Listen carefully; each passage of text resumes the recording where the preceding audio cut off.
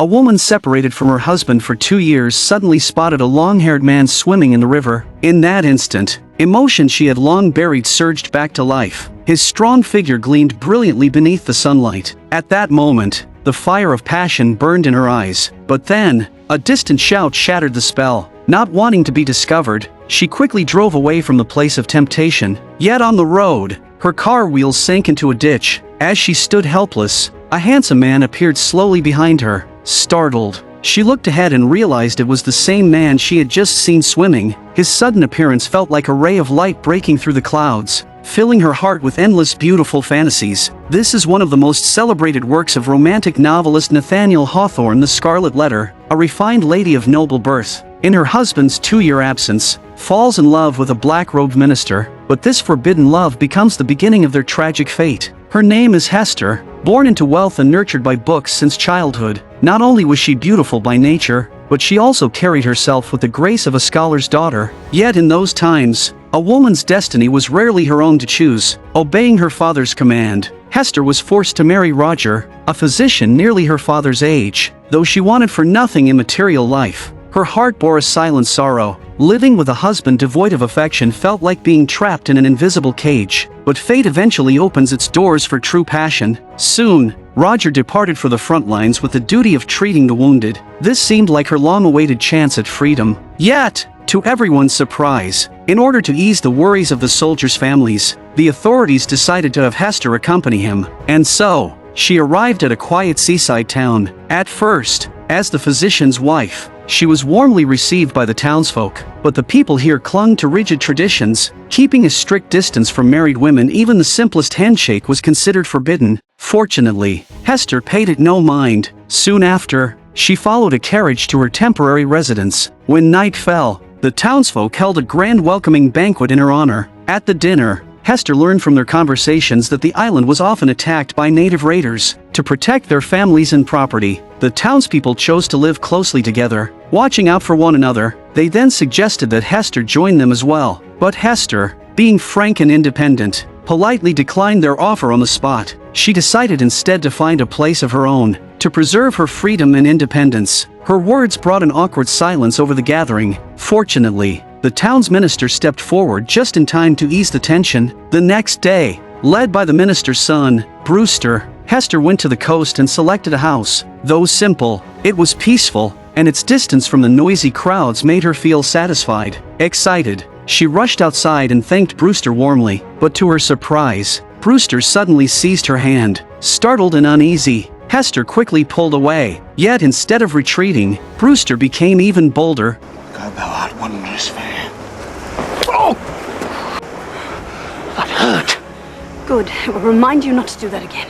She slapped him across the face, which briefly restored his restraint, but in his heart, he planted a seed of malice. The following day, wishing to improve her home, Hester went into town to buy supplies, but her elegant clothing and radiant beauty immediately stirred jealousy among the local women. In their eyes, a housewife's duty was to remain modest, either tending to her husband and children or laboring in the fields. Never like Hester well-dressed, graceful, and even able to drive a carriage. What they didn't know was that Hester's beauty was matched by her kindness. She ignored their envious stares, and in defiance, spent a high price to rescue an enslaved black woman from a trafficker. Later, as she worked in her yard, a small red bird flew down from afar and perched on her railing. As if it were a sign, drawn to it, Hester instinctively moved closer, but suddenly, the bird was startled and flew away. Ignoring her servant's calls, Hester chased after it with determination. The bird led her into a hidden forest, a place teeming with life and filled with a mysterious aura. As she absorbed the gift of nature around her,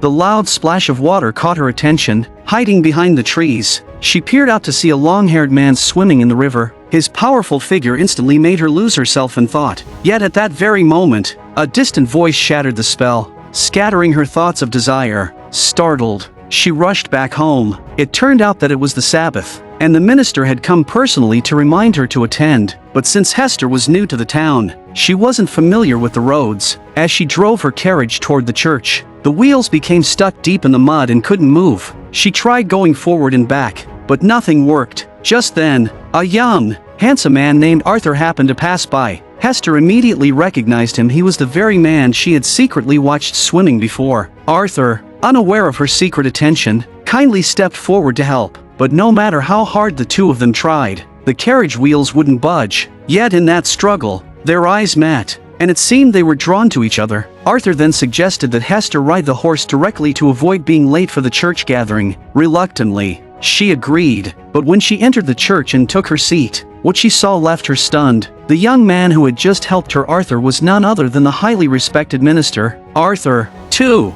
was caught by surprise, realizing that the woman he had helped was already married. At that moment, his heart was filled with turmoil. As a minister, he was bound by strict religious codes that forbade any forbidden desires. Yet he felt a powerful attraction to Hester. Torn between duty and emotion, Arthur delivered his sermon with fiery passion. His words were so powerful and moving that everyone in the church was deeply touched. In the days that followed, Hester and Arthur met frequently. They were both irresistibly drawn to each other. Arthur, though deeply devoted to his faith, revealed a side of wit and charm. Hester, with her beauty and intelligence, captured the minister's heart completely. But the rules of the church were like an invisible shackle, binding their love. Any man or woman who crossed the line would be sentenced to death by hanging. And for Arthur, as a minister, such a sin would be punished even more severely. So even though their hearts burned with longing, they tried desperately to suppress their emotions. Yet late at night, when Hester lay alone in her empty room, she could not sleep. She looked at herself in the mirror, her graceful figure radiating confidence, and in her mind, she saw once again the image of Arthur swimming in the river. Her eyes blazed with a fire she could not extinguish, a fire that threatened to consume her. On the other side, Arthur was no better. He often lost himself in thought while copying scripture, unable to eat or rest. Both of them endured the agony of love they could not fulfill, the torment pressing down on their hearts. But then, something unexpected happened. One day, native warriors attacked a British passenger ship, massacring hundreds on board. Hester's husband had been on that ship. His belongings were later recovered by church staff, with his name Dr. Roger clearly written on them. Everyone believed he was dead, and they fell into deep mourning. That night, the minister came to Hester's seaside home to deliver the tragic news. But when he handed her her husband's belongings, Hester did not collapse in grief as he had expected. Instead, just as Arthur was about to leave, she grasped his hand and led him into the darkened back room. For Hester, her husband's supposed death felt like a release. She no longer hid her feelings, and confessed her love openly. In this place, there was an unspoken rule. I must know what the law is. The period of mourning, how long must one wait? 1 month, 6 months, what? In cases where there's no absolute proof of death, 7 years must pass before we are free to be seen in public. 7 years? They could no longer wait for 7 years. They poured out their longing for one another, finally surrendering to the sweetness and warmth of forbidden love. Yet fate always strikes when least expected. Hester's husband Roger was still alive, captured by native warriors who discovered his medical kit. He was imprisoned and subjected to brutal torture, suffering unspeakably. Meanwhile, months later, Hester discovered she was pregnant. Her strange behavior soon drew suspicion. People whispered, their eyes filled with judgment, and some even witnessed her vomiting in public. Before long, she was denounced, and a sudden summons dragged her into a pit of despair. The day of trial arrived. The minister and magistrates pressed her like wolves, demanding that she reveal the father of her child. Some even slandered her, accusing her of bearing a native's child. Hester knew very well if the truth were exposed, both she and Arthur would be condemned to death. So to protect the man she loved, she chose silence. Even under harsh interrogation, she clenched her teeth and revealed nothing. After deliberation, the authorities decided to imprison the pregnant Hester, keeping her locked away until she exposed her partner in sin. Arthur, torn apart by guilt, disguised himself as a devout visitor and came to see her. In tears, he offered to confess everything himself, but Hester firmly rejected his proposal. She believed their love was just and worth fighting for, worth protecting with courage. Arthur, however, was torn between morality and desire. Bound by faith, he wavered, crushed by guilt and shame. Unable to take a stand, Hester saw his pain and felt her own heart breaking. Not wishing Arthur to suffer further, she devised a plan. If the worst came, she would send him a signal with a handkerchief, calling him to rescue her. But the plan turned into a long wait. 6 months passed. With the secret help of neighbors, Hester endured immense suffering in prison and gave birth to a baby girl with unyielding strength. Yet Arthur remained trapped in the mire of faith and morality. He feared betraying his religion, feared the wrath of the church, feared the condemnation of society, and so, he never found the courage to acknowledge their bond in public. Another 6 months passed, and the father's identity remained hidden. Humiliated by their failure to unmask the culprit, the church vented its fury on Hester. At a public tribunal, she was bound to the scaffold, condemned to wear the scarlet letter for the rest of her life, marked with shame yet spared from death. But at that very moment, Roger appeared at the trial grounds. From afar, he watched his wife's humiliation in silence, his lips curled in disdain, though outwardly calm and refined. Inside he was filled with malice. That night, under the escort of native warriors, Roger returned home. Hearing noise outside, Hester grabbed a rifle in panic, fearing a sudden attack. To her shock, the husband who had been missing for 3 years walked back into her life alive. When he entered the house, the two sat in silence. At last, Roger broke it, demanding to know the identity of the child's father. But no matter how he pressed, Hester kept her lips sealed. His fury burned hotter with every moment of silence. Pray for thy sins, Hester Prynne. Beg the Lord to forgive thy corruption. Pray, and I will wash thee white as snow. Wash thee of thy white as snow. Yes.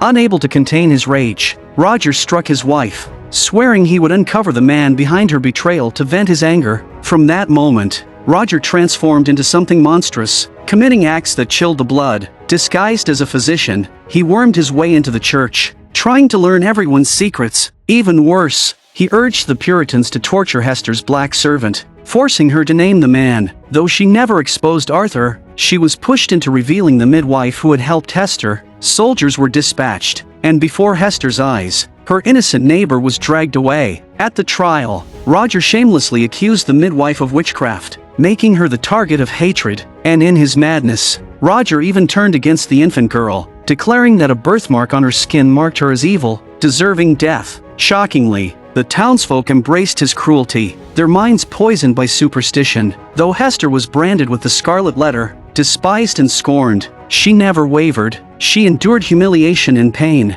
yet refused to betray Arthur. But under Roger's influence, the church condemned the midwife as a witch and sentenced her to hang. It was an outrage against justice, a trampling of goodness. Arthur, horrified, pleaded with the leaders for mercy, but his words only fueled their anger. Later, in the forest, Hester met Arthur with her child. She vowed to stand with the midwife and fight the church to the bitter end. Arthur, caught in fear, stammered helplessly. Though kind by nature, the minister revealed his weakness, weeping in secret rather than acting with strength. But their meeting did not go unseen. Roger had followed, and at last discovered the man who had taken his wife's heart. That night, dressed as a native warrior, Roger swore vengeance. He would make this so-called holy man pay. Fate, however, had other plans. That same night, Hester went to Arthur's house to discuss raising their daughter, but the minister was away, and the minister's son, the same man who had once tried to assault her, followed her inside. Wasting no time, he tried again to force himself on her. Meanwhile, Arthur was preparing to flee with Hester under cover of darkness,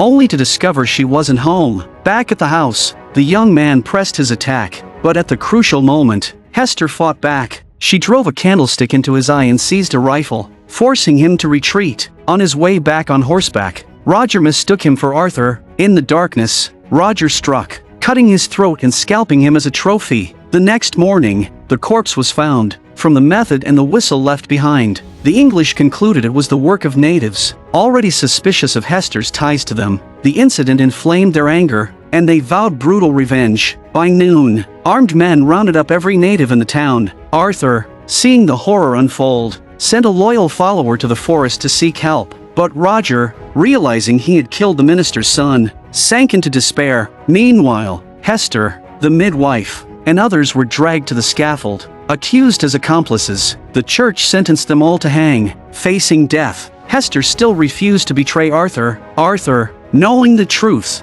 rushed to Roger's home, only to find him dead by his own hand. Hanging in guilt and failure, crushed by conscience, Arthur finally overcame his fear. Before the crowd, he confessed his love for Hester and claimed her child as his own.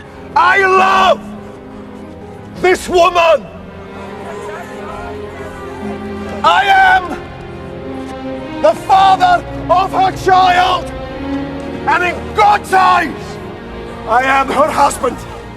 The square erupted, and soldiers moved to execute him. But at that very moment, warriors burst from the forest. They came not only to save their falsely accused kin, but to rise against years of cruelty and oppression. Gunfire, screams, and chaos engulfed the town in a storm of blood and fury. Amid the chaos, Arthur used his wits and courage to free the captives, escaping with Hester and their daughter. Together, they survived. Afterward, Hester removed the Scarlet Letter, the brand of shame, leaving behind the shadows of their past. She and Arthur began a new life with their child. Thus the film ends. Some say the movie strays far from the novel, but I believe it reflects the difference in eras. The novelist bound by his century, the filmmaker by his own. The novel wrestled with faith and morality. The film placed love at the heart of human freedom. Though condemned as guilty, Hester shines as pure, kind, and unbroken. Marked with the Scarlet Letter, she blooms defiantly, a radiant flower among Puritans, her love igniting a force of hope and liberation. This is Hester's dilemma: to love as if loving God, or to love as one human to another. And this, perhaps, is the root of human pain, the soul never fully at home in the role it must play. Good people are always torn between man and God. Thank you for listening. I'm a movie enthusiast. Thank you for watching, and see you next time.